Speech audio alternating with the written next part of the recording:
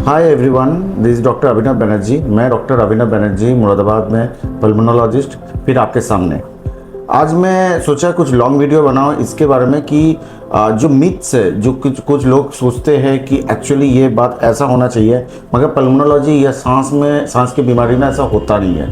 तो इसके बारे में मैं डिटेल्स में इस लॉन्ग वीडियो में बताने वाला हूँ। पहला जो मिथ जो सब लोग सोचते हैं कि कैंसर सिर्फ और सिर्फ स्मोकिंग पेशेंट्स को ही होता है ना, ऐसा एकदम गलत है। कैंसर आपका कोई भी पेशेंट को हो सकता है, सांस लेता है और पॉल्यूटेड कोई एरिया में रहता है, या फिर कोई और भी कारण हो जिसके लिए कैंसर हो सकता है, जैसे हेरिडिटरी वगैरह। सिर्फ और सिर्फ स्मोकर्स को कैंसर नहीं होता। दूसरा मिथ ये है कि लोग ये सोचते हैं कि अस्थमा जो है सिर्फ बच्चों में होता है ना, एकदम गलत बात। अस्थमा बड़ों में भी हो सकता है। चाइल्डहुड अस्थमा एक अलग एंटिटी है, बड़ों में भी स्टार्ट हो सकता है।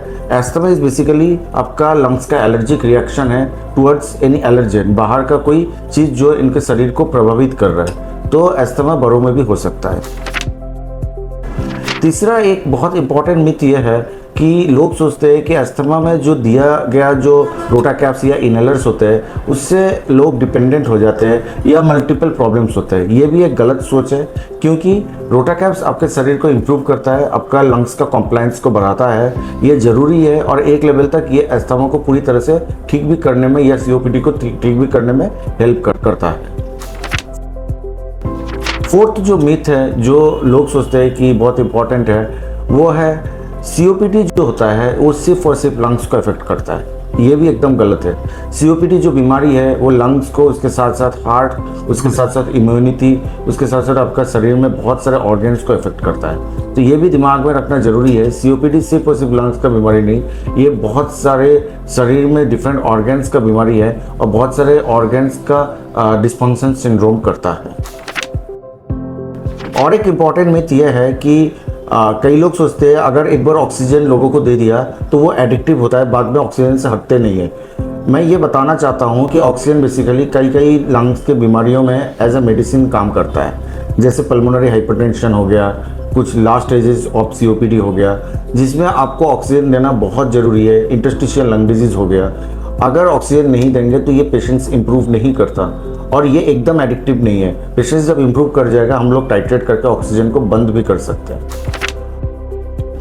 और एक मिथ ये है कि जो मास्क है वो लोग सिर्फ और सिर्फ पॉल्यूशन या जो आपका विंटर सीजन है उसी में लगाते हैं और सोचते हैं समर सीजन में लगाने का कोई ज़रूरत नहीं है।